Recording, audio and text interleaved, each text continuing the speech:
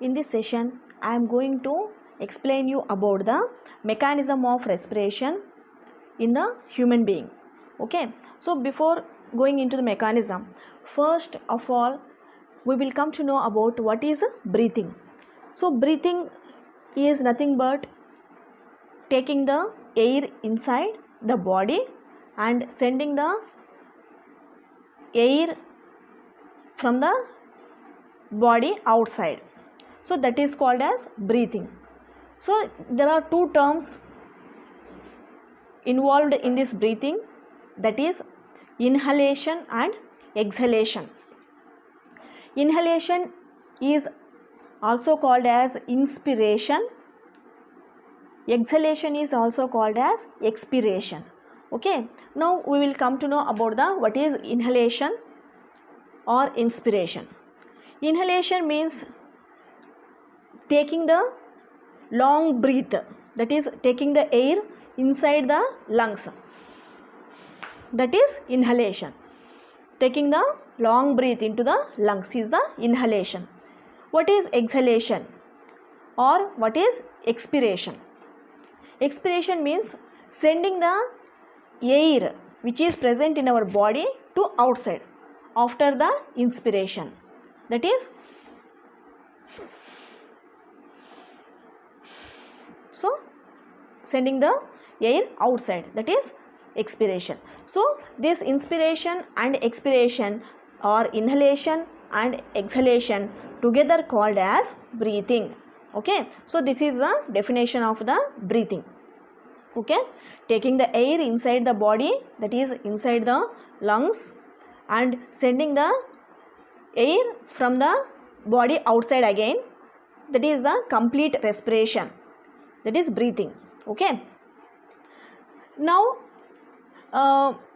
just now I told you about the inhalation, that is inspiration. So inspiration means what is happening, we are taking the long breath, right? Yes, long breath means while you are taking the long breath,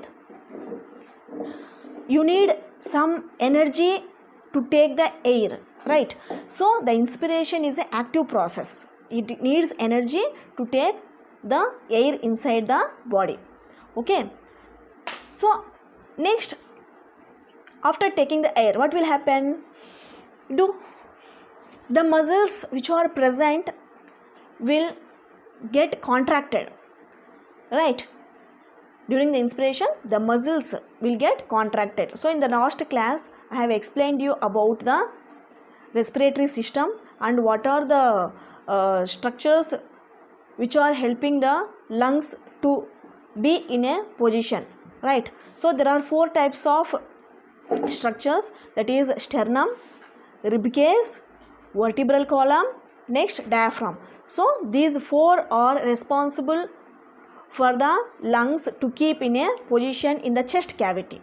Okay, so while you are taking the air inside the lungs, the diaphragm which is present as a floor will get contracted and it will raise us up. It will raise us up. Okay, and the muscles, that is intercostal muscles and external costal muscles, will also get contracted so that the air from outside will enters into the lungs. Okay, so that is about the inhalation. Okay, now what is exhalation? Exhalation means, just you look at the picture,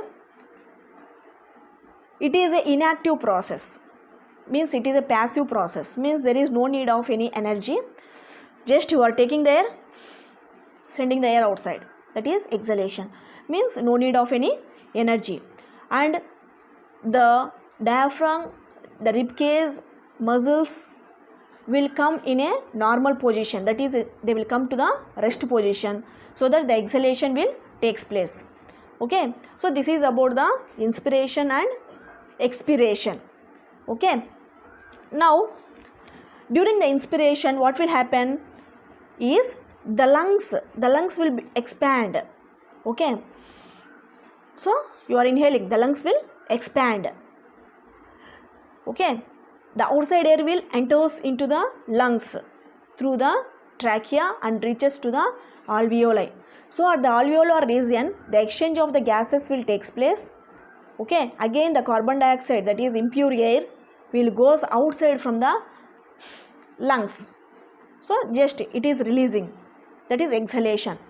So at this time the lungs